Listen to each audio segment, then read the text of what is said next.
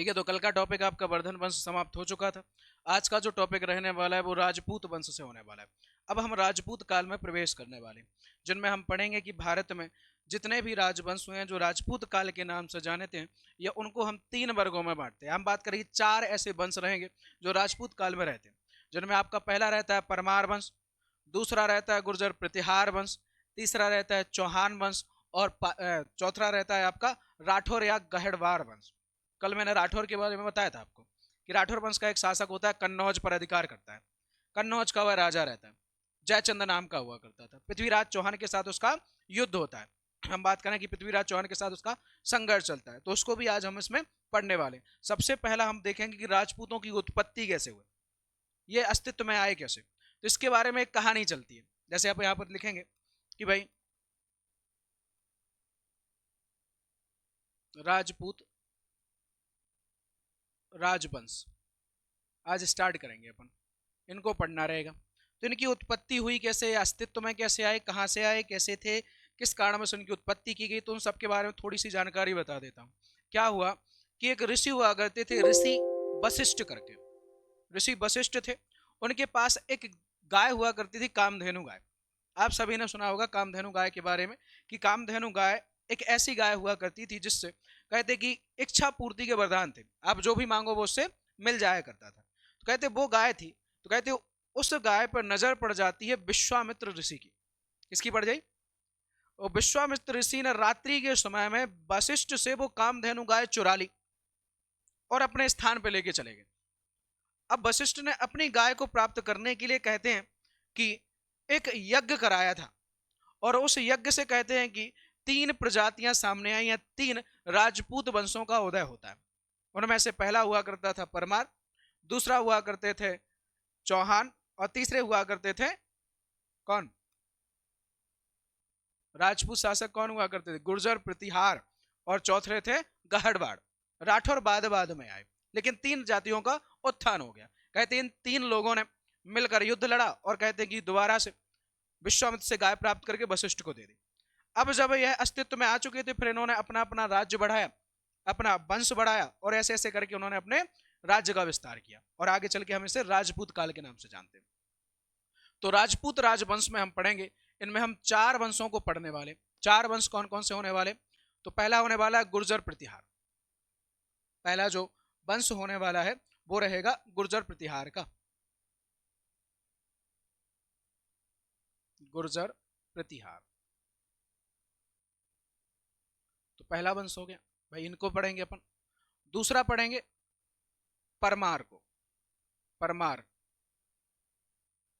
राजवंश हो गया। तीसरा पढ़ेंगे चौहान।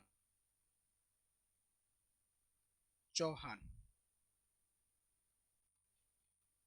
और चौथा जो रहने वाला रहेगा वो रहेगा आपका गहड़वाल। गहड़वाल, या इसको अपन बोलते राठौर वंश। राठौर, इनको पढ़ेंगे। इन चार राजवंशों को आज हम देखने वाले। तो सबसे पहला राजवंश हो जाएगा गुर्जर प्रतिहार वंश। ये वंश अस्तित्व में आया था, हम बता दिए कि कैसे आया। अब इसने राजवंश यानी कि इसने राज्य कहाँ किया, कौन से स्थान पर आया, कौन कौन से राजा हुए, कौन कौन से शासक हुए, कौन प्रसिद्ध शासक था, कौन अयोग्य शासक था, ये सब इसमें देखने वाले। तो पहला राज्य या पहला राजा या पहला शासक जो इसका होता है गुर्जर प्रतिहार का, कहते हैं कि इस वंश का जो संस्थापक माना जाता है वो नागभट्ट माना जाता है। कौन माना जाता है? नागभट्ट। तो इस वंश का संस्थापक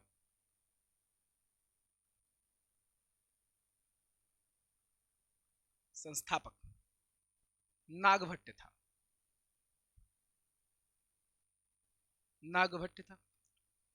नागभट्ट द्वारा क्या किया गया था कि सन 570 ईस्वी में, सॉरी माफ करना, 730 ईस्वी में नागभट्ट जो हुआ करता था, इसने 730 ईस्वी में कौन से वंश की? गुर्जर प्रतिहार वंश की स्थापना कर दी। और स्थापना करने के साथ साथ हम बात करेंगे कि इसके द्वारा राजधानी अपनी गुजरात के कुछ एक छोटे से हिस्से से स्थापित की थी, या गुजरात का जो भीलवाड़ा वाला जिला हुआ करता था वहां से इसने राजधानी स्थापित कर दी थी। अब हम बात करेंगे कि इसने कब की थी, तो 730 ईस्वी में इस वंश की स्थापना कर दी। इसके बाद हम बात करेंगे कि इस वंश का अगला शासक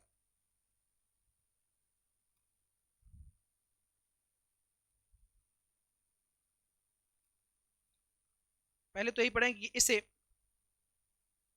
राष्ट्रकूट शासक, राष्ट्रकूट शासक गोविंद तृतीय द्वारा, तृतीय द्वारा युद्ध में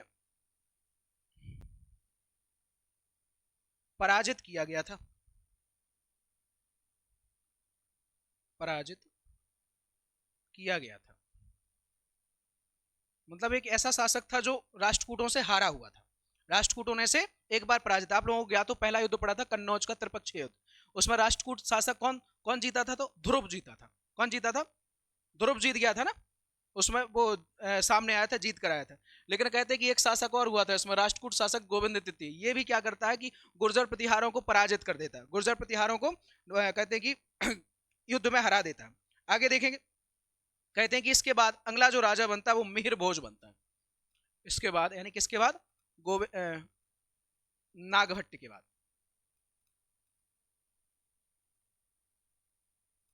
इसके बाद अगला राजा मिहिर भोज बनता है, मिहिर भोज। ये थोड़ा इंपोर्टेंट रहता है इसमें, मिहिर भोज बनता है। ये क्यों महत्वपूर्ण हो जाता है? क्योंकि इसने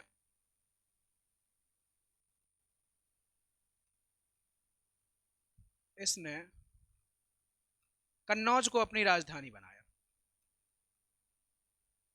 कन्नौज को अपनी राजधानी बनाया।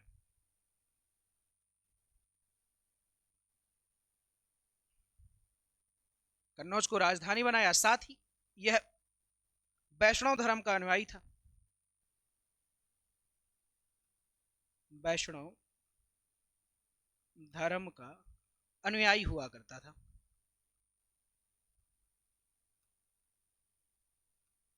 अनुयायी था, वैष्णव धर्म का अनुयायी था। एक चीज और इसके बारे में पूछी जाती है कि जब यह वैष्णव धर्म का अनुयायी था तो इसने एक उपाधि ली थी, बरार की उपाधि ली थी, वराह की उपाधि धारण की थी इसने, उपाधि धारण की थी। तो बराह की उपाधि धारण करने वाला व्यक्ति कौन हुआ करता था? तो मिहिर भोज हुआ करता था। एक चीज समझ लीजिए कि भगवान विष्णु के 10 अवतार होते हैं, 10 अवतारों में से एक अवतार होता है बराह अवतार। बराह अवतार लिया गया था, हिरण्याक्ष करके एक राक्षस हुआ करता था। वह राक्षस पृथ्वी को कहते हैं कि समुद्र के अंदर ले जाता है और चारों तरफ मल रख देता है। तो कहते हैं कि उस पृथ्वी को समुद्र से बाहर निकालने के लिए इनके द्वारा वराह की उपाधि या बराह का अवतार लिया गया, जिसमें सर होता है बराह, बराह मतलब सुअर का, सुअर का उनका क्या हुआ करता था? सर हुआ करता था, बाकी पूरा शरीर इंसानों का था। तो वो अवतार लिया गया था, वो एक विष्णु का अवतार है। तो उसी के अवतार के तहत इसने क्या किया था कि वराह की उपाधि धारण की थी। तो वो भी कौन हुआ करता था? मिहिर भोज हुआ करता था। आगे देखते हैं अपन,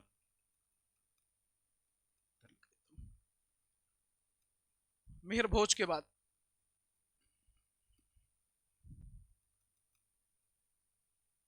इसके बाद इस वंश का पतन प्रारंभ हो जाता है।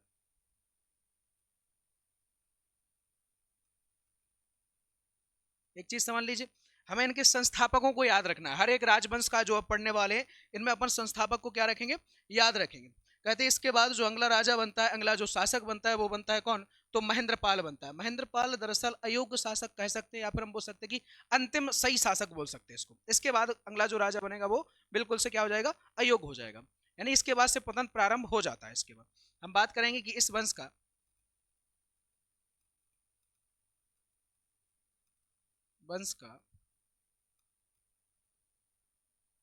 अगला शासक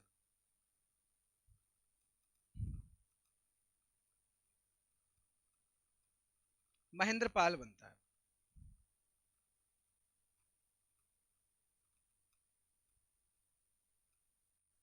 बस इसको हमें इसलिए पढ़ना होता है क्योंकि इसके दरबार में एक राजकवि रहा करता था, इसका नाम था चंद्रशेखर। इसके दरबार में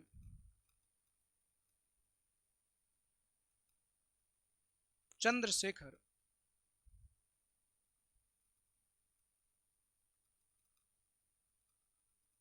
कभी रहते थे, कभी रहते थे। बस इसके लिए इसको पढ़ना रहता है, ठीक है। इसके दरबार में कौन रहा करते थे? चंद्रशेखर नाम के कवि रहा करते थे, प्रसिद्ध कवि थे अपने समय के। कहते उत्तम कवियों में इनकी संख्या आती है, उत्तम कवियों में इनको गिना जाता है। इसके बाद जो अगला शासक बनता है कहते यशपाल हुआ, और वो इस वंश का अंतिम शासक था। इसके बाद इस वंश का अंतिम शासक कौन था? यशपाल था। इस वंश का अगला शासक, हम बात करें अंतिम शासक,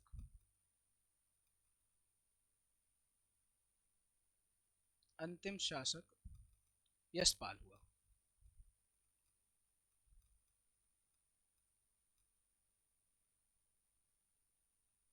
और कहते इसी के साथ इस वंश का पतन हो जाता है। क्यों? क्योंकि फिर इसके बाद भारत में विदेशी आक्रमण प्रारंभ हो गए थे, भारत में अरबों के आक्रमण प्रारंभ हो चुके थे, इसलिए इस वंश का पतन हो जाता है। इसके बाद जो दूसरा वंश अपने को पढ़ना रहेगा वो रहेगा परमार वंश। अब इस पे आ जाइए, ये देख लिया अपन ने। अगला वंश पढ़ेंगे परमार वंश को। परमार वंश,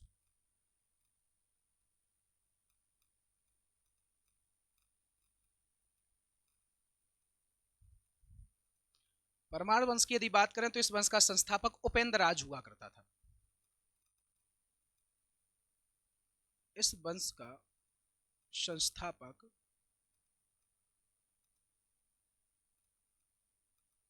उपेंद्र राज था। उपेंद्र राज क्या हुआ करते थे? इस वंश के संस्थापक हुआ। आप लोग देखते हो परमार की नगरी धार नगरी को कहा जाता है। जो धार इलाका होता है, धार इंदौर के आसपास वाला इलाका, धार जिला ही है पूर्ण रूप से मध्य प्रदेश का, उस वाले इलाके में उन्होंने राज्य किया था। जो आज आप लोग जॉय ऑफ सिटी के नाम से जानते हैं शहर मांडू को, मांडू शहर बसाने का श्रेय परमार शासक मुंज को जाता है। एक राजा हुआ करता था मुंज, उसके द्वारा क्या बसाया गया था? तो मांडू शहर को बसाया गया था, ठीक है। तो चलिए आगे देखेंगे। और इसमें कि इस वंश का राजा संस्थापक कौन हुआ करता था? उपेंद्र राज। इसने अपनी प्रारंभिक राजधानी किसे बनाया था? उज्जैन को बनाया था। किसे बनाया इसने? इसने अपनी प्रारंभिक राजधानी उज्जैन बनाई। उज्जैन से तो परिचित हैं सब।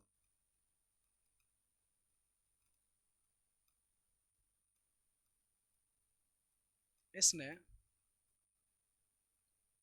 अपनी प्रारंभिक राजधानी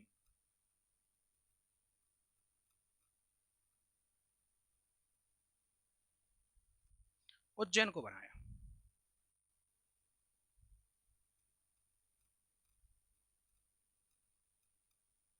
उज्जैन को बनाया था, ठीक है भाई, ये तो हो गया। इस वंश का सबसे प्रतापी शासक राजा भोज हुए।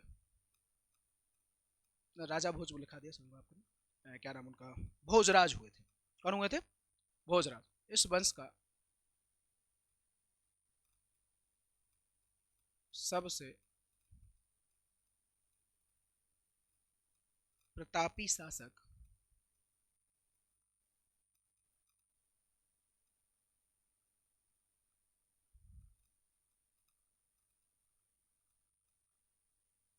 भोजराज थे। यही भोजराज है जिनके नाम पर भोपाल शहर की स्थापना की गई थी। जो भोपाल शहर आज आप देखते हो उसे पहले भोजपुर के नाम से जाना जाता था। इस शहर का नाम क्या हुआ करता था? भोजपुर हुआ करता था। राजा भोज के नाम से भी इसे जाना जाता है, भोजराज को। तो कहते हैं कि इनके द्वारा एक तालाब हुआ करता था, बड़ा तालाब, उसी के किनारे पर एक शहर को बसाया गया था जिसे भोजपुर का नाम दिया गया था। जिसे हम पढ़ेंगे कि राजा भोज द्वारा, इनका दूसरा नाम क्या? राजा भोज। राजा भोज भी इनको कहा जाता था। इन्होंने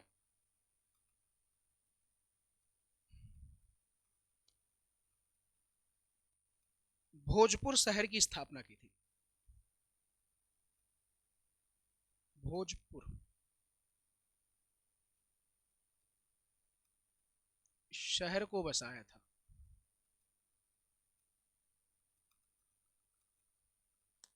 जिसे आज भोपाल कहा जाता है, जिसे आज भोपाल कहा जाता है। आप लोगों ने एक कहावत भी सुनी होगी, कहाँ राजा भोज कहाँ गंगू तेली। हाँ, भोजपुर लिखा है।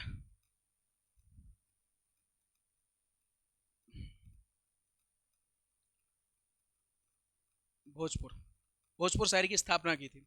अब आप लोगों ने एक कहावत सुनी होगी जरूर कि कहाँ राजा भोज कहाँ गंगू तेली, ऐसा करके सुनी होगी। दरअसल इसका एक बड़ा ही कॉन्सेप्ट चलता है, एक बहुत बड़ा वाक्य रहता है, एक घटना रहती है जिसके आसार से हो गया। दरअसल हुआ यूं कि जब राजा भोज अपना शासन अपने पीक पर थे, जब वह राज्य कर रहे थे अपने राज्य में, तो कहते हैं कि एक व्यक्ति आया और उसने राजा भोज से कहा कि जाइए, और आपको भले यकीन ना हो पर आपके राज्य में बहुत सारे लोग हैं जो बेईमानी करते हैं और जनता की स्थिति ठीक नहीं है। कई सारे तो ऐसे लोग हैं जो बेईमानी करते हैं और राजा के नाम पर ही बेईमानी करते हैं कि राजा ने ऐसा कहा था इसलिए कर रहे हैं। तो कहते अपने नगर का परीक्षण करने के लिए अपने जनता के बीच यह भेष बदल के पहुंच जाते हैं। कौन पहुंच गए? राजा भोज पहुंच गए। अब राजा भोज जब भेष बदल कर पहुंचते हैं जनता के बीच में, तो जनता ने चूंकि इनसे पहचान नहीं पाई क्योंकि ये भेष बदले हुए थे, तो एक व्यापारी के पास पहुंचे, या एक हम बात करें कि बाजार में एक दुकानदार हुआ करता था, उसके पास पहुंचे और उसके पास जाने के बाद उससे कहा कि आप मेरे को कोई भी सामान उससे लेने को रहा तो सामान लिया, और उसने कहते हैं कि कम तौल में दे दिया। किसमें दे दिया? कम तौल में, जितने रुपए का था उससे कम। वो कहते कि दाम बढ़ा कर दिया। तो कहते इन्होंने कहा कि आप ये बेईमानी कर रहे हो, आप इसमें कम तोल के दे रहे हो जबकि सरकारी रेट 5 रुपए और तुम दे रहे हो 7 रुपए हमको, और यदि ऐसा करोगे तो हम राजा से शिकायत करेंगे। तो बोले राजा से क्या शिकायत करोगे, राजा ही ने तो कहा कि ऐसा करो। बोले राजा ने कहा बिल्कुल। बोले तो बोले मैं ही राजा हूं। बोले मैं ही राजा हूं। तो कहते कि उस दुकानदार ने कहा था कि यार तुम राजा हो। बोले कहाँ राजा भोज और कहाँ गंगू तेली, मतलब कि राजा कहाँ है और तुम कौन हो। तो इस कॉन्सेप्ट पे कहावत सामने आई थी। कहते कि इस प्रकार से ये सामने आया था, ये कॉन्सेप्ट चलता है कि एक मतलब ऐसे गरीब जैसे बन के गए थे, एकदम से फटे पुराने कपड़े पहन लिए, भेष बदल लिया था। तो उनसे कहा कि कहाँ राजा भोज कहाँ गंगू तेली, तुम थोड़ी हो सकते हो। फिर कहते बाद बाद में पता चला यही राजा है। फिर उस पर पकड़ लिया गया। तो ऐसा कॉन्सेप्ट सामने आता, तो वो इन्हीं राजा के तौर पे आया था। राजा भोज यही हुआ करते थे जिन्होंने कॉन्सेप्ट तैयार किया था। ठीक है, अब आगे देख लेते हैं अपन जरा, बात नहीं करो ठीक है। बाद बाद में देखेंगे कि धार नगरी को इन्होंने अपनी राजधानी बनाया, दूसरी राजधानी। जैसे इधर क्या हुआ करता था, प्रारंभिक राजधानी क्या थी, उज्जैन थी। यह राजा जैसे ही आए राजा भोज, तो इन्होंने धार नगरी को या धारावर्ष जिसे कहा जाता था उसको अपनी नगरी वो बनाया, राजधानी। इन्होंने धारावर्ष या धार, धारावर्ष है धार को अपनी राजधानी बनाया, धार को अपनी राजधानी बनाया, राजधानी बनाया।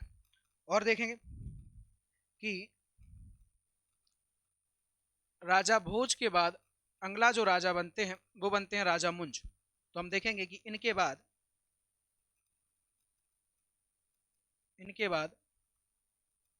राजा मुंज अगले राजा बने। इन्होंने धार में क्या किया था, तो मांडू शहर को बसाया था, शहर की स्थापना की थी।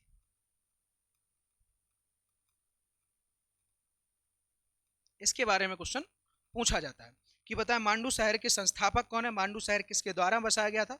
तो किसके द्वारा बसाया गया था, राजा मुंज द्वारा बसाया गया था।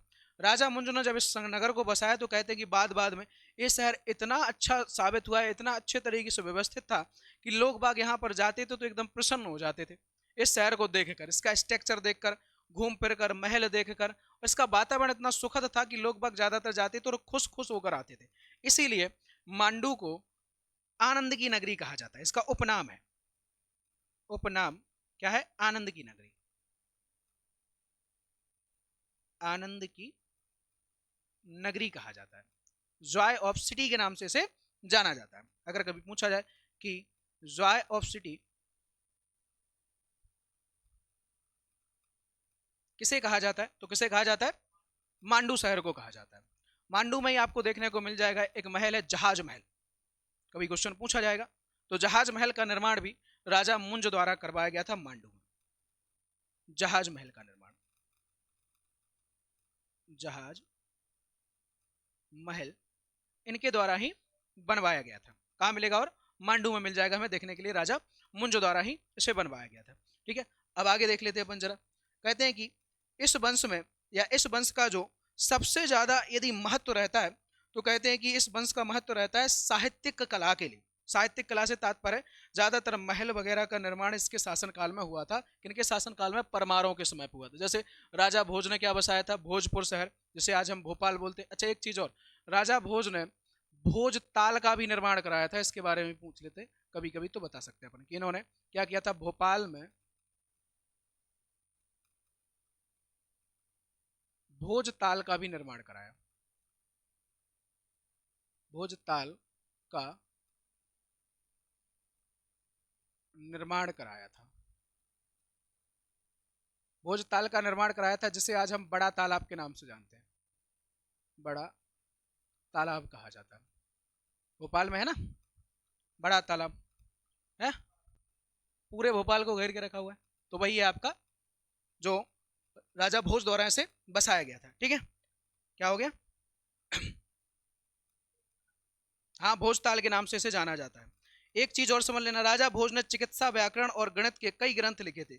और भोज ने क्या किया था, अपनी राजधानी की एक, कहते हैं अपनी राजधानी में एक मंदिर बनवाया था या एक विद्यालय बनवाया था, जिसमें कहते हैं सरस्वती की मूर्ति को लगाया था, जिसे आज हम खुला विश्वविद्यालय के नाम से जानते हैं या भोज यूनिवर्सिटी कहते हैं। वो भी भोपाल में पड़ेगा आपका। भोज यूनिवर्सिटी का नाम सुना होगा आप लोगों ने। दरअसल वो एक विद्यालय था जो राजा भोज ने बनवाया था। इसके बीचों बीच प्रांगण में एक सरस्वती की मूर्ति लगवाई थी, वो बहुत महत्वपूर्ण हो जाती है। तो उससे भी क्वेश्चन बनता है, कभी पूछा जाएगा कि भाई इन्होंने क्या किया था कि अपनी राजधानी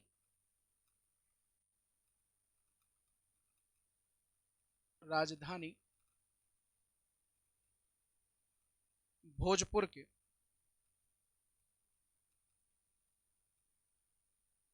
में एक संस्कृत विद्यालय का निर्माण कराया।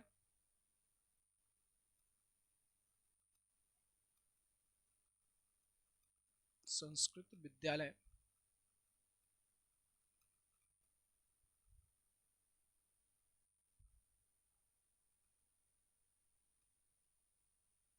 निर्माण कराया था और सरस्वती की मूर्ति की स्थापना की थी।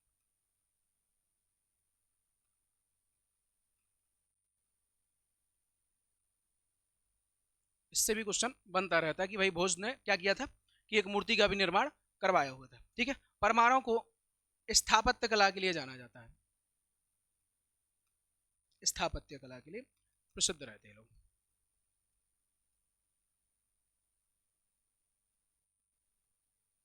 स्थापत्य कला के लिए जाना जाता है।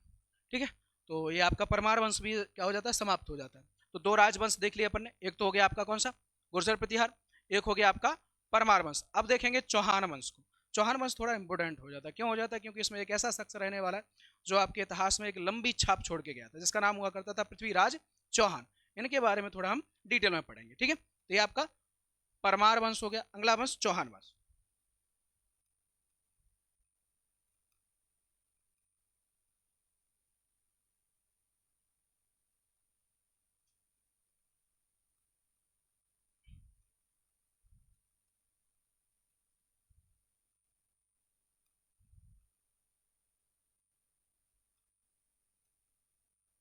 अगला वंश रहेगा चौहान वंश। अब इस वंश को देखेंगे, चौहान वंश। देखिए चौहान वंश भी आपके वैसे ही उनकी उत्पत्ति मानी जाती है जैसे कि परमाणु की मानी जाती है। कहते हैं इस वंश का जो संस्थापक था वो हुआ करता था वासुदेव। कौन हुआ करता था, वासुदेव हुआ करता था। वासुदेव ने इस वंश की स्थापना की। या हम बात करें संस्थापक, संस्थापक कौन है, तो वासुदेव है। वासुदेव। ठीक है, साथ ही हम बात करें इस वंश का सबसे प्रतापी शासक, इस वंश के शासक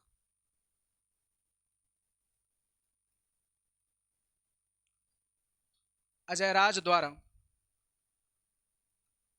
अजमेर शहर की स्थापना की गई थी। यह बहुत इंपॉर्टेंट है, अजमेर शहर को बसाया गया था।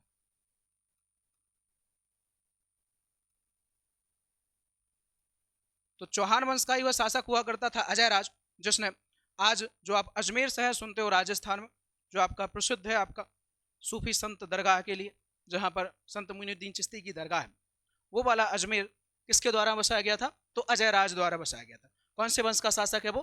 चौहान वंश का शासक है। एक चीज और समझ लीजिए, अजयराज के बाद इस वंश का अगला जो शासक रहेगा, या इस वंश का एक शासक और हुआ,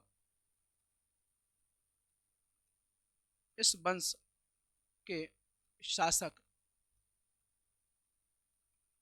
विग्रहराज, विग्रह राज, या इसका दूसरा नाम था बीशल देव, बीशल देव।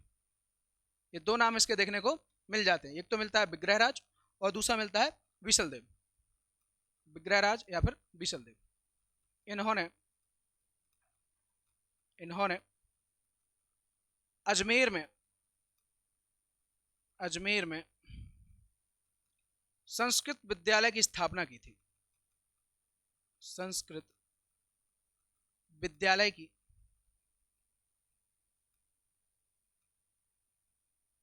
स्थापना की थी।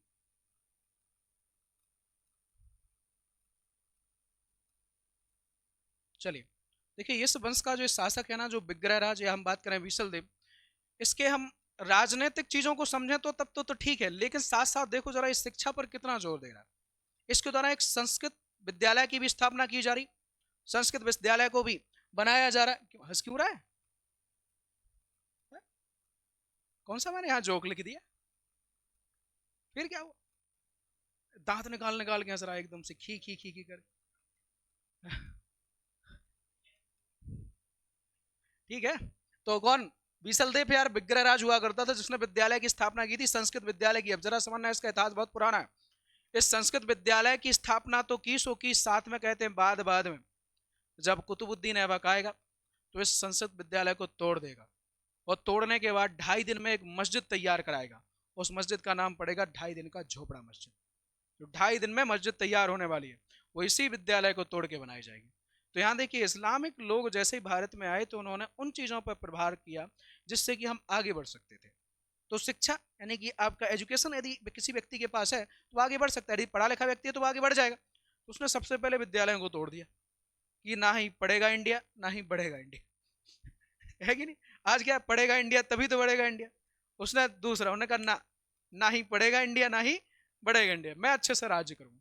तो कहते कि उसके द्वारा, कुतुबुद्दीन ऐबक द्वारा इस विद्यालय को तोड़ दिया गया, और 2.5 दिन में कहते कि एक मस्जिद को बना के तैयार किया गया, और उस मस्जिद का नाम दिया 2.5 दिन का झोपड़ा मस्जिद, जो कुतुबुद्दीन ऐबक बनाएगा आगे चल के। ठीक है, तो कौन सा शासक हुआ करता था? विशल देव या विग्रहराज। इस वंश का अगला राजा, अगला शासक पढ़ेंगे अब।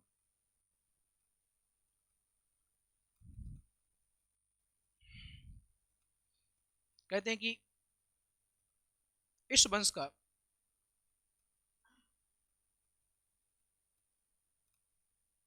सबसे प्रतापी शासक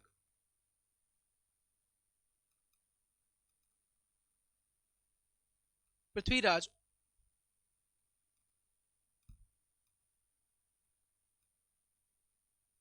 तृतीय हुआ। यही है जिसे अपन पृथ्वीराज चौहान के नाम से जानते हुए, पृथ्वीराज तृतीय था। इससे पहले 2 पृथ्वीराज हो चुके थे, ये तीसरे नंबर का पृथ्वीराज था। तो यह इस वंश का सबसे प्रतापी शासक हुआ था। कहते हैं कि इसे 2 जगह का राज्य मुफ्त में मिल गया। 2 जगह का कौन सा? एक तो उसका खुद का है अजमेर वाला इलाका, जहां से वो राज्य कर रहा है, जहां से वो शासन चला रहा है। कहते हैं दूसरा इलाका इसे मिला था अपने नाना का, ननिहाल मिल गया था इसको अपने। इसके कहते हैं कि इसके नाना के यहाँ कोई पुरुष संतान नहीं थी, यानी कि व्यक्ति नहीं था, कोई भी मेल नहीं था। इसलिए क्या होता है, इसकी माँ को ही पूरा का पूरा क्या मिलता है? राज मिलता है। अब चूंकि माँ का पुत्र ही है तो कहते हैं कि इसको दिल्ली का इलाका यानी पिथौरागढ़ वाला इलाका और अजमेर वाला इलाका दोनों क्या मिल गया था, तो कहते हैं कि उपहार में मिला। तो 2 जगह का अकेला राजा था, बहुत बड़ा साम्राज्य हो चुका था। लेकिन कहते हैं कि इसके समय इसने पृथ्वीराज चौहान ने कहते मोहम्मद गौरी को पहले कई बार हराया। कहते कई युद्ध लड़े मोहम्मद गौरी से, कहते कि उसको अंदर आने ही नहीं दे रहा था। मोहम्मद गौरी जो कि गौर प्रदेश का एक शासक हुआ करता था, उसके साथ इसका संघर्ष देखने को मिलेगा। लेकिन कहते हैं कि इसका संघर्ष भारत के अंदर के राजा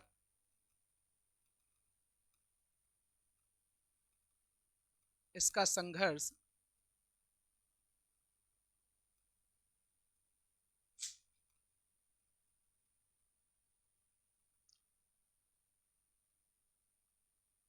राठौर शासक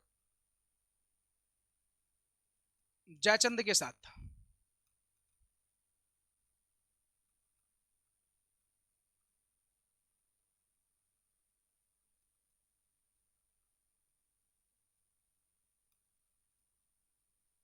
अब इसके साथ कैसा संघर्ष था जरा समझना।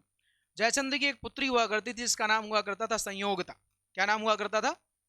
संयोगता हुआ करता था। संयोगता और पृथ्वीराज चौहान दोनों एक दूसरे से प्रेम करते थे, चोरी छिपे प्रेम करते रहे। लेकिन फिर जब घर वालों को पता चला तो फिर लंका तो लगनी थी, है कि नहीं? कहते दोनों जन चोरी छिपे प्रेम करते रहे कि घर वाले मान जाएंगे एक दिन, लेकिन घर वाले नहीं माने फाइनली। कहते हैं कि जयचंद द्वारा अपनी पुत्री संयोगता का स्वयंवर कराया गया, और स्वयंवर में शर्त रखी गई कि जो भी स्वयंवर की शर्त को पूरा करेगा वो संयोगता के साथ विवाह कर लेगा। लेकिन इधर संयोगता अपना दिल दे बैठी थी किसको? पृथ्वीराज चौहान को। उसने कर लेटर लिखा अपने खून से नहीं लिखा था मुझको उसने लेटर लिखा और पृथ्वीराज चौहान को कहा कि यदि स्वयंवर भंग होने से पहले यदि आप मुझे लेकर नहीं गए तो तुम देखना अपनी नसें काट लूंगी, मैं मर जाऊंगी, मैं जहर खा लूंगी, मतलब कि मैं अपने आप को मार लूंगी, मतलब मर जाऊंगी पर विवाह नहीं करूंगी किसी और के साथ तुम्हारे लिए। तो बेचारा पृथ्वीराज चौहान करता क्या, उसने उठाया अपना घोड़ा तगड़ तगड़ और चल दिया। तो कहते संयोगता को स्वयंवर से अपहरण करके लेके चला गया। अब स्वयंवर से जब लेके चला गया तो कहते हैं कि जयचंद खुन्नस में आ गया कि मेरी पुत्री का हरण कर लिया, अब मैं तुमको सबक सिखाऊंगा ही सिखाऊंगा। तो कहते हैं कि जयचंद द्वारा फिर जो मोहम्मद गौरी था उसको आमंत्रित किया गया सन 1191 में कि आप आइए, मैं तुम्हारा सहयोग करूंगा, तुम इस पृथ्वीराज चौहान को मार के भगा दो, इस पृथ्वीराज चौहान को मार डालो, इसका राज्य ले लो, मैं तुम्हारी मदद करूंगा। तो कहते कि मैं मोहम्मद गौरी तराइन के प्रथम युद्ध में आता है, किसके भरोसे? जयचंद के भरोसे, कि जयचंद मदद करेगा, पृथ्वीराज चौहान को मारेंगे, दिल्ली का इलाका अपना हो जाएगा, उसके बाद मौज ही मौज है कि नहीं? लेकिन कहते हैं कि तराइन के प्रथम युद्ध में जब गौरी चला वहां से लड़ने के लिए, लड़ा गया युद्ध, और युद्ध लड़ा गया तो कहते हैं कि पृथ्वीराज चौहान ने उसको पटक पटक के मारा, खूब मारा। कहते गौरी एकदम से मिन्नतें करने लग गया भागते भागते कि प्लीज छोड़ दो, अगली बार नहीं करूंगा ऐसा, कुछ भी हो जाए आज बख्श दो। वो तो जयचंद ने कहा था कि आ जाओ मैं मदद करूंगा, वो भी नहीं आया, देखो पीठ दिखा दी, मतलब जयचंद गया नहीं उसमें, उसका मरने दो, दोनों में से कोई मरे, अपने को तो फायदा ही फायदा। कहते जयचंद ने कोई मदद नहीं, कहते मिन्नतें करने लग गया। तो कहते हैं कि पृथ्वीराज चौहान को तरस है, उसने कहा ठीक है जाओ, जा, छोड़ दिया। कहते गौरी गया, खुन्नस में था, अब तो दोबारा उसे मालूम था कि अब बदला 2 लोगों से लेना, एक नहीं। एक तो जयचंद, क्योंकि इसने वादा किया था और वादा तोड़ दिया, आया नहीं है। दूसरा पृथ्वीराज चौहान को तो मारना ही है। तो कहते इस बार वो पूरी तैयारी के साथ आएगा। तराइन का फिर दूसरा युद्ध लड़ा उसने। वो कहते दूसरे युद्ध में वो अपने 3 सेनापतियों को लेके आया जो बहुत अच्छे सेनापति थे उस समय के। एक का नाम हुआ करता था कुतुबुद्दीन ऐबक, जो आगे चल के दिल्ली सल्तनत की स्थापना करेगा। दूसरा व्यक्ति हुआ करता था बख्तियार खिलजी, जो जैसे कन्नौज का इलाका मिलेगा, जयचंद को मार कर कन्नौज का इलाका उसे दे दिया जाता है। तीसरा व्यक्ति आता है यालदौज खोबाचा, जो कहते हैं कि उसका पर्सनल मतलब कि साथ ही चला गया था लौट के, लेकिन 3 सेनापति आए थे। कहते तराइन का दूसरा युद्ध हुआ। दूसरे युद्ध में भरमार तरीके से आमने सामने सेना खड़ी हुई थी, युद्ध चालू हो गया, लड़ते रहे। कहते पृथ्वीराज चौहान हाथी पे बैठा हुआ था, हाथी पर, और हाथी पे बैठा हुआ व्यक्ति तुरंत दिख जाता कि ये रहा, और अपने में यही था कि राजा मरा सेना गायब, यही होता है। मैं बताया था कि अपने यहाँ पर यही रूल्स था कि राजा या सेनापति मर गया तो सेनापति अगर आदेश देने वाले हैं तो सेना तितर बितर हो जाती थी, और राजा मर जाता तो सेना का मनोबल वैसे ही टूट जाता था। पृथ्वीराज चौहान कहते हैं कि हाथी पर बैठा हुआ था और हाथी पर बैठा वो तो अलग दिख रहा था। कहते एक बार में नीचे गिर गया। पृथ्वीराज चौहान किसी कारणवश उसे वार किया तो नीचे आया, और नीचे आया तो कहते उसकी जांग पर वार कर दिया, और जांग पर जैसे ही वार हुआ तो खड़ा नहीं हो पा रहा, तो गर्म सरिये लाए गए, उसकी दोनों आंखों को फोड़ दिया गया, आंखों में डाल दिया गर्म सरिये।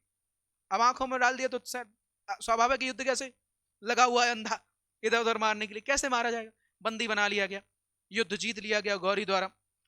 कहते हैं कि दिल्ली पर अधिकार हो गया गौरी का, कौन से में, सन 1192 में। लेकिन अभी एक युद्ध और था जयचंद के साथ। कहते हैं कि फिर 94 में चंदावर का युद्ध लड़ा गया जयचंद के खिलाफ गौरी ने। कहते इसको भी पटक पटक के मार दिया, कन्नौज का इलाका भी हथिया लिया। कहते हैं जब वह वापस जा रहा था तो कहते हैं कि पृथ्वीराज चौहान को अपने साथ वापस लेके चला गया, गौर प्रदेश लेके चला गया। युद्ध जब होता है तो कहते हैं अपने साथ गौर प्रदेश लेके चला गया, वहां बंदी बना लिया। क्या किया था, बंदी बना के रख लिया गया था। और जाते समय जो दिल्ली का इलाका था, लाहौर दिल्ली का, वो कुतुबुद्दीन ऐबक को दे दिया, और जो कन्नौज का इलाका था वो बख्तियार खिलजी को दे दिया। और बख्तियार खिलजी वह शासक है, अभी अपन पढ़ गए थे नालंदा विश्वविद्यालय, याद करो, तो कन्नौज और बिहार वाला इलाका उसी को मिला था। तो वो जब कन्नौज से बिहार तरफ गया तो नालंदा विश्वविद्यालय में पहुंचा, वहां जाने के बाद जब वह देखा यहाँ तो शिक्षा का भंडार पड़ा हुआ है, सब लोग पढ़े लिखे एकदम से, और वो जब पहुंचा तो कहते वहां का जो कुलपति था, शिक्षक थे, उसका आदर नहीं किया। वो टीचर को लगा नहीं, पता नहीं कौन है। कहते उसका आदर ना होने पर उसने पूरे के पूरे विश्वविद्यालय को आग लगाने का आदेश दे दिया। वो कहते हैं कि उसमें इतनी पुस्तकें थी, इतने ग्रंथ थे कि 6 महीने लगातार आग जलती रही, तो उसके द्वारा वह ध्वस्त कर दिया। तो क्वेश्चन ये भी बनता है कि बताया नालंदा विश्वविद्यालय को ध्वस्त करने वाला व्यक्ति कौन था, तो बख्तियार खिलजी हुआ करता था। ठीक है, अब आ जाओ जरा और देखते हैं। ठीक है, तो क्या हुआ, इसके साथ युद्ध रहा। साथ ही हम बात करेंगे कि ये कहानी पढ़ ली ना कि कैसे हुआ, क्यों रहा इसका संघर्ष, वो बता देता हूं। जयचंद की पुत्री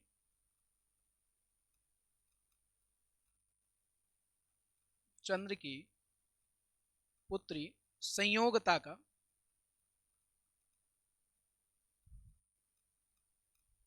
संयोगता का पृथ्वीराज ने हरण कर लिया था।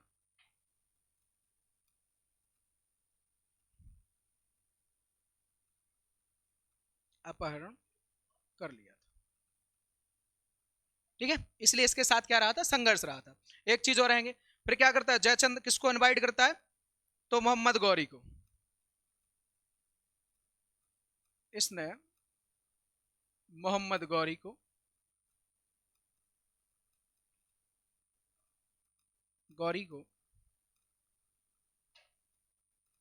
पृथ्वीराज के विरुद्ध युद्ध करने के लिए आमंत्रित किया था।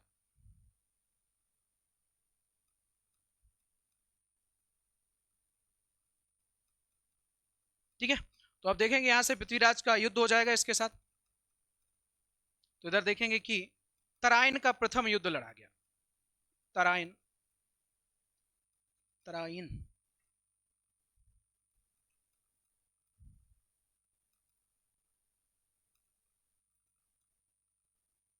का प्रथम युद्ध लड़ा गया।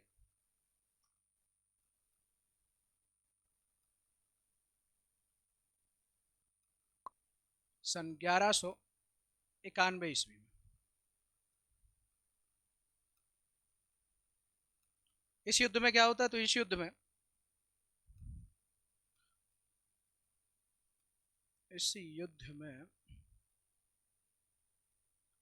गौरी की हार हो जाती है।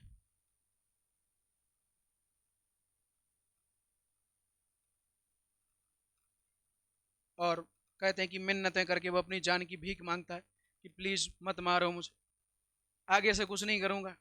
वो तो इसके कहने पे आ गया, जयचंद के कहने पे आया था, मैं आ ही नहीं सकता था, बस एक बार छोड़ दो। कहते उसने छोड़ दिया था। तो पहला युद्ध ऐसा था। दूसरा युद्ध, कहते दूसरी बार एक खुन्नस बांध लिया कि अब देखते हैं, एक में छोड़ बस दिया हमको, अब दोबारा देखते हैं। कहते हैं कि फिर दूसरा युद्ध लड़ा गया सन 1192 ईस्वी में। तराइन का दूसरा युद्ध लड़ा गया।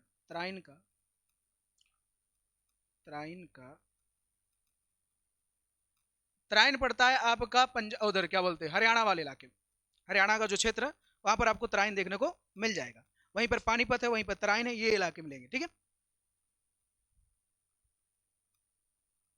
चलिए आइए जरा, त्रायन का दूसरा युद्ध लड़ा गया।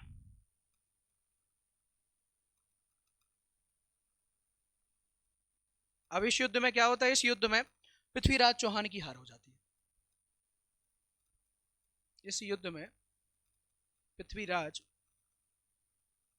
तृतीय हार जाता है। मोहम्मद गौरी और पृथ्वीराज चौहान, इन दोनों के बीच लड़ा गया था युद्ध। जब यह हार जाता है तो साथ ही हम बात करेंगे कि हारने के बाद पृथ्वीराज को बंदी बनाकर राज को बंदी बनाकर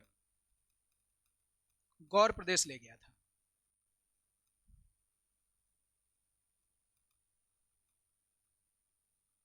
ले गया था अपने साथ, गौर प्रदेश ले जाता है। और वहीं जाके वो कहावत लगती है कि, कौन सी आती है वो, नहीं नहीं वो 8 गज, हाँ 20 गज 8, नहीं नहीं ऐसा नहीं होता, वो दूसरी तरह की रहती है कि, हाँ ऐसा रहता है, 8 गज अंगुल अष्ट प्रधान, ताऊ पर सुल्तान है मत चूको चौहान, इस तरीके की होती है। कितने की भाषा है, क्या बोल रहा है। गौर प्रदेश में हो गया था वो। पृथ्वीराज चौहान जब उधर थे तो उनके राजकवि हुआ करते थे चंद्रवरदाई। चंद्रवरदाई राजकवि थे, साथ में मित्र थे उनके। तो मित्र ने कहा था कि बदला तो लिया जाएगा और इनको मारना भी है, क्योंकि गौरी को मारेंगे कैसे, बोले मैं एक चौपाई पढ़ दूंगा, 20 बांस 8 गज अंगुल अष्ट प्रधान, ताऊ पर सुल्तान है मत चूको चौहान। मतलब मैं इशारा कर दूंगा, पूरा मेजरमेंट बता दूंगा कहाँ तीर मारना है। क्या था कि पृथ्वीराज चौहान को शब्दभेदी बाण चलाने आते थे। इतिहास में 2 ऐसे व्यक्ति भी हुए हैं जिनको शब्दभेदी बाण चलाने हैं, एक तो है राजा दशरथ और दूसरे हुए थे पृथ्वीराज चौहान। कहते हैं इनको शब्दभेदी बाण चलाने आते थे, जैसा आप इंस्ट्रक्शन दे दो उनको, जैसे निर्देश दे दो वहां तीर लगा देते थे। अब इसको बंदी बना के भले ले गया था कहां पर, गौर प्रदेश। तो कौन, कहते हैं कि पृथ्वीराज चौहान का राज कवि हुआ करता था, या कवि हुआ करते थे, या मित्र हुआ करते थे, जिनका नाम था चंद्रवरदाई। चंद्रवरदाई यह इनके क्या हुआ करते थे, कवि हुआ करते थे। इनके द्वारा एक पुस्तक भी लिखी गई है, पृथ्वीराज रासो। इससे क्वेश्चन बनता है, पृथ्वीराज रासो करके एक पुस्तक लिखी गई है। तो कहते ये गए कहां पर, गौर प्रदेश गए और गौरी से मिले और उन्होंने कहा कि यदि आपको एक अजूबा देखना है तो वो दिखा सकता हूं। बोले कैसा अजूबा, बोले आपने पृथ्वीराज चौहान की आंखें फोड़ दी, बोले हाँ फोड़ दी। बोले फिर भी ये व्यक्ति आपको सटीक निशाना लगा के बता देगा, बोला हो ही नहीं सकता। बोले पृथ्वीराज चौहान की आंखें फूटी हुई तो वो निशाना कैसे लगाएगा, बोले लगा लेगा। देखना है, बोले देखना है, बिल्कुल देखना है। तो बोले कुछ नहीं, मेरे को बस एक बार मिल लेने दो उनसे, मैं सब समझा दूंगा, वो कर देंगे। बोले ऐसा हो जाएगा, बोले हो जाएगा। बोले जाओ। दोनों पहुंचे, कर ली आपस में सेटिंग की, करना क्या है, मैं बस ऐसा ऐसा बोलूंगा और तुम्हें सीधा निशाना लगा देना, गौरी मर जाएगा। लेकिन उससे पहले थोड़ा नमूना भी पेश करने, उससे पहले अपन दिखाएंगे भी कि करना क्या रहेगा। ठीक है, मैं कहा ठीक है देख लेते। कहते कि पूरे राज्य में डिंडोरा पिटवा दिया गया कि बिना आंखों का बंदर लगाएगा बहुत तरीके से तीर निशानेबाजी। बोले जहां भी आप निशाना लगवाना चाहें तो आप लगवा सकते हो।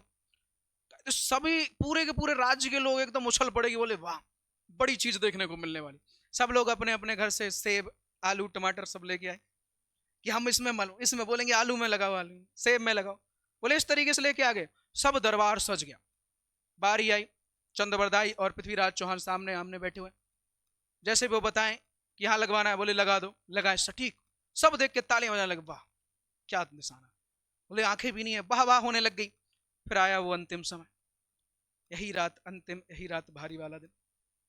और उन्होंने जब चौपाई पड़ी कि 20 बांस 8 4 बांस 20, अरे मूर्ख कहीं के उल्टा करा दिया इसने तो। ठीक है, तो 4 बांस 24 गज अंगुल अष्ट प्रधान और ताऊ पर सुल्तान है मत चूको चौहान। मतलब कि कितने हैं, तो 4 बांस 24 गज अंगुल अष्ट प्रधान, मतलब मेजरमेंट बता दिया, दूरी कितनी है, ऊंचाई कितनी है, कहां उनकी गर्दन है, सब कुछ बता दिया। बोले ताऊ पर सुल्तान है, मतलब कितने ऊपर पर सुल्तान, सुल्तान कौन, गौरी बैठा हुआ है, और मत चूको चौहान। उन्होंने लगाया निशाना और दिया एकदम से तीर कहते गले के बिल्कुल बीचों बीच पड़ा। इतने में जनता समझ पाती, राजा समझ पाता, उसके मंत्री समझ पाते, हुआ क्या, भगदड़ मच गई कहते हैं। और जब गौरी को कहते हैं कि उसको पकड़ने आए पृथ्वीराज चौहान को और उनको, तो उन्होंने पहले बोला कि भाई दुश्मन के हाथ लगे से तिल तिल मरने से अच्छा खुद मर जाए। कहते दोनों ने कटार से अपने आप को मार लिया था, परंतु गौरी को मार दिया था। तो ये भी इससे क्वेश्चन जुड़ा हुआ है। किनसे जुड़ा हुआ है? पृथ्वीराज चौहान से, कि भाई आंखों से अंधे थे फिर भी उन्होंने हार नहीं मानी और गौरी को मार दिया था। ठीक है, तो चौहान वंश आपका आज हो जाता है समाप्त। इसके आगे का देखेंगे हम कल। आज की क्लास भी समाप्त हो जाती है और आप क्या हो गया, संयोगता का क्या हुआ, विधवा हो गई, और क्या हुआ विवाह तो हो ही गया था क्योंकि देखो तो विधवा हो गई बस, और कुछ नहीं हुआ ठीक है, तो आज की क्लास समाप्त है। इसके आगे का हम कल देख लेंगे। ठीक, चलिए।